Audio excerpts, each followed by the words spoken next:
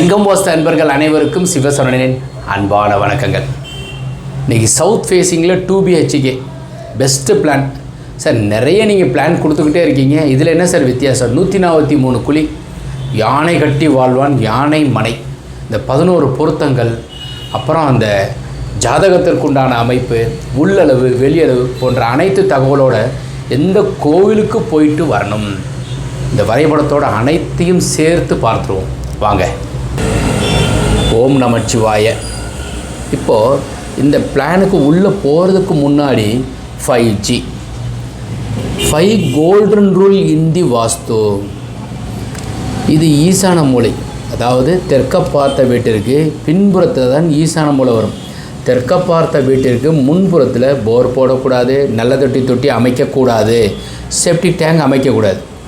தெற்க பார்த்த வீட்டிற்கு சவுத் ஃபேஸிங் ஹவுஸுக்கு don't provide the borewell, sump and rain water harvesting, septic tank போன்றவைகள் சவுத்து வெஸ்ட்லேயும் சவுத் ஈஸ்ட்லேயும் அமைக்கக்கூடாது. அப்போ இந்த 3 நண்பர்கள், இணை பிரியாத நண்பர்கள் to provide in the north east. ஈசான மூலையில் இருக்கும். யானை மனை, யானை மாதிரியே இருக்கும் பாருங்கள். ஈசான மூலையில் இவங்க இருக்காங்க. அப்படியே சுற்றி வந்தோன்னு வச்சுக்கோங்களேன், வாயு மூலையில் செப்டிக் டேங்க் அமைக்கணும். சார் தெற்க பார்த்த வீட்டிற்கு வாயு மூலை பின்னாடி வந்துடுது சார், நாங்கள் முன்னாடி தான் செப்டிக் டேங்க் எங்கள் பில்டர் போட சொல்கிறாரு, எங்கள் இன்ஜினியர் போட சொல்கிறாரு. போடாதீங்க. அதுக்குண்டான இடத்த விட்டுட்டு, அதற்கு வாயு மூலையில் இடத்த விட்டுட்டு போடுங்க. அப்படி இல்லைன்னா இந்த ஸ்டோருக்கு கீழே கூட போட்டுக்கோங்க. கன்னி மூலையிலேயோ அக்னி மூலையிலேயோ போட்டுட்டிங்கனாக்கா சூன்யம் வைக்கிறதுன்னு சொல்லுவோம் இல்லையா, நமக்கு நாமே சூன்யம் வைப்பது எப்படி அப்படின்னு பார்த்தோம்னா இதுதான். அதுக்கு ஒட்டுமொத்தமாக தெற்க பார்த்த வீடு தேய்ந்து போவான், தெற்கு யமனுக்குரிய திசை. ஏங்க அந்த தெற்க பார்த்து செவ்வாயை போய் பழிக்கிறீங்க? எவ்வளோ பெரிய அற்புதமான கிரகம், எக்கச்சக்கமாக கொடுப்பார். எனக்கு பிடித்த திசை தெற்கு. தென்னாடுடைய சிவனே போற்றின்றதுக்கு என்ன பொருள்னாக்கா, தென்பகுதியில் தான் எம்பெருமான் சிவபெருமான் வாழ்ந்திருக்கிறார்.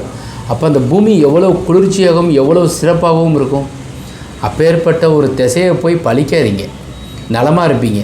அப்போ பள்ளத்தை தோண்டி தப்பு பண்ணாதீங்க. வாங்க உள்ளே போவோம். இப்போ இதெல்லாம் பார்த்துட்டோம், வெளியே உள்ளே போவோம். ஸோ இப்போ இதுக்கு உள்ளே போகிறோமா, போகிறதுக்கு முன்னாடியே இந்த மீட்ரு பாக்ஸு இங்கே வச்சுக்கோங்க, படிக்கு கீழே. இப்படி ஏறுறோம், இல்லைன்னா இங்கிட்டிருந்து இப்படி கிளாக் வைஸில் இப்படி ஏறலாம். நான் clockwise anti clockwise பெருசாக அடியேன் இதுக்கு இம்பார்ட்டன்ட் கொடுக்குறது கிடையாது. படி எந்த மூலையில் இருக்கணுங்கிறது தான் சொல்லணும். இப்படி ஏறி சுற்றினோம்னாக்கா மாடி போய் ஏறாதா, இல்லை இப்படி போய் சுற்றினா மாடிப்படி ஏறாதா. கிளாக் வைஸுங்கிறது கிளாக்குக்கு சொல்லப்பட்ட பேர். சரிங்க சாமி, இப்போ இப்படியே ஏறிக்குவோம், உள்ளே வந்துடுறோம். சுவிட்சு இங்கே வச்சுக்கோங்க. ஹாலு 16க்கு 10:45. அப்புறம் ஹாலில் பெரிய லாஃப்டெல்லாம் போடாதீங்க, ஃபால் சீலிங் டெக்கரேஷனாக டிசைன் பண்ணிக்கோங்க. என்ட்ரன்ஸு ஈசானியத்தில் இந்த ரூமுக்கு அக்னியில் வச்சுருக்கோம். பின்னாடி ஒரு ஜன்னல் வச்சுருக்கோம். கட்டில் அப்பா அம்மா இங்கே படுக்கிறதுக்கு உண்டான அமைப்பை கொடுங்க. அப்பாவுக்கு வயசு 80 ஆயிடுச்சு, அடிக்கடி பேசிக்கிட்டே இருக்கார், யூரின் போகிறாரு, மருத்துவ செலவு பண்ணிகிட்ருக்கோம், சுகர் இருக்குது. டாய்லெட் அவங்களுக்கு கொடுத்து பீரோ அவங்களுக்கு காசு பணம் இங்கே வச்சு அவங்கள போய் பார்த்துக்கிட்டே இருங்க. உங்களால் முடியலைன்னா ஒரு நர்ஸை வச்சு, ஹோம் நர்ஸை வச்சு பாருங்கள். நீங்கள் எப்படி இருப்பீங்கன்னா ஃப்யூச்சரில் எக்கச்சக்க சந்தோஷமாகவும் ஆரோக்கியமாகவும் வாழ்வீங்க. யாரெல்லாம் அப்பா அம்மாவை வச்சு அவங்க பார்த்துக்கிறாங்களோ, அவங்களால முடியல, நாங்கள் வேலைக்கு போயிடுறோம் அப்படின்னாக்கா ஒரு நர்ஸை வச்சுருக்கீங்க, டேக் கேர் வச்சுருக்கீங்கன்னா நீங்கள் நல்லா இருக்க போகிறது உறுதி. எப்போது உங்களால் கோயிலுக்கு கூட போக முடியல, அப்பா அம்மாவை பார்த்துட்ருக்கீங்க. தாய் தந்தை தான் தெய்வம். ஹாலு பூஜை அறை பிரம்மஸ்தானத்தில் வச்சுருக்கேன். அப்புறம் ஹாலிலேருந்து இப்படியே நடந்து வந்தோமா ஒரு டாய்லெட்டு, காமன் டாய்லெட் ஒன்று கொடுத்துருக்கோம். இது அப்பா அம்மாவை கொடுத்துட்டோம். இது காமன் டாய்லெட் யாராச்சும் வந்தால் யூஸ் பண்ணுறதுக்கு. கிச்சன் கொடுத்துருக்கோம். பின்னாடி ஸ்டோரு இல்லை யூட்டிலிட்டியாக வச்சுக்கிறோம், அல்லது கிச்சன் கம் டைனிங்காக வச்சுக்கிறோம். ஏன்னா 10க்கு 16 கிடைக்கும். பெருசாக கிடைக்குதா? ஓகே. அப்படியே திரும்பி வாங்க. இப்படியே வந்தோம்னாக்கா நீங்கள் பயன்படுத்துறதுக்கு 16க்கு 11 ஒரு பீரோ. கத்தையாக பாசு பணம் நிறைய ராகு தசை நடக்குதுன்னு வச்சுக்கோங்க. உங்கள் ஜாதகத்தில் ராகு 3, 6, 11 வேறு இருக்காரா, நீர் ராசியில் இருக்காரா, ராகு தசை நடக்குதா, இந்த பீரோவுக்கு பக்கத்தில் ஒரு மிஷின் தான் நீங்கள் வச்சுக்கணும். ஏன்னு கேட்குறீங்களா? ஆமாம், எண்ண முடியாதுல்ல. எண்ணி உள்ளே அப்படியே இந்த பீரோவில் வைங்க. 2 ஜன்னல் கொடுங்க, காற்று இன் அண்ட் அவுட் இருக்கணும். ஜன்னல் திறந்து வைங்க. ஏசி போட்டுக்கிட்டே இருக்குன்னு சொல்லிட்டு பெர்மனெண்ட்டாக மூடிடுறீங்க, கரையான் பிடிச்சிடும். பெருச்சாளி வர்றது, கரையான் வர்றது, வௌவால் வர்றது, ஆமை வர்றது வீட்டுக்கு நல்லது கிடையாது. இப்போ இந்த வீட்டுக்கு உள்ளே அப்படியே பார்த்துட்டே வந்துட்டு கன்னி மூலையில் கட்டுது பீரோ வரைக்கும் பார்த்துட்டோம். சார் இந்த போர்ட்டிகோ உங்களுக்கு பத்தாமல் போயிடும் சார். இந்த கார் நிறுத்துகிற மாதிரி கீழே வைக்கலாமா சார்? இந்த பெட்ரூமை நாங்கள் உயரமாக தூக்கி கீழே போட்டுக்கலாமா? Car parking double okay. Toilet எந்த பக்கம் பார்த்து இருந்தாலும் சிறப்பு அப்படின்னா, இப்படி வடக்கு தெற்காக இருக்கணும் சாமி, இதுலேயும் வடக்கு தெற்காக இருக்கணும் சாமி, இதில் அதே மாதிரி வடக்கு தெற்காக இருக்கணும் மேடம். சாமி கிழக்க பார்த்து இருக்குது. சரி, இப்போ கிட்டத்தட்ட இந்த பிளானை நம்ம பார்த்து முடிச்சிட்டோம். இது யாருக்கெல்லாம் யோகம் அப்படின்னா, ரிஷபம், கன்னி, மகரத்திற்கு யோகம். 9ஆம் தேதி, 18ஆம் தேதி, 27ஆம் தேதி பிறந்தவர்களுக்கு தெற்கு திசை தலைவாசல் யோகம். வாஷிங் மிஷினோ இங்கே வச்சுக்கோங்க. வடக்கு பக்கமும் கிழக்கு பக்கமும் காலியிடம் அதிகமாக விடுங்க. முக்கியமான குறிப்பு, கிராஸாக வச்சு கட்டிடாதீங்க. உங்கள் பிளாட்டு இப்படி இருக்குதுன்னு வச்சுக்கோங்களேன். உதாரணத்திற்கு சொல்கிறேன், உங்கள் பிளாட் இப்படி இருக்குது, வீடை நீங்கள் இப்படி தான் கட்டணும். அதே கிராஸாக இப்படி வச்சு கட்டிட்டிங்கன்னா தப்பாக போயிடும், மூலமட்டத்துக்கு இருக்காது. எப்பொழுதும் நோய் நொடியுடன் நீங்கள் வாழ்வீர்கள். வீடுங்கிறது பொக்கிஷம், இறைவன் கொடுத்த ஒரு வரப்பிரசாதம். வாஸ்துங்கிறது தெய்வ செயல். உங்களுக்கு வீடு அமையணுங்கிறது இறைவன் கொடுத்த ஒரு வரம். வீடும் மனைவியும் இறைவன் கொடுக்கறது.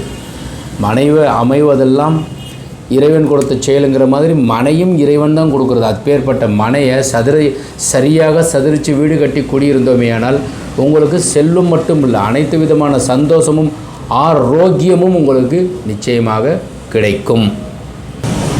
143 குழி, யானை மனை, 11 பொருத்தத்தில் 7 பொருத்தம் உள்ளது. இந்த கட்டடத்திற்கு உண்டான வயது 61 ஆண்டுகள்.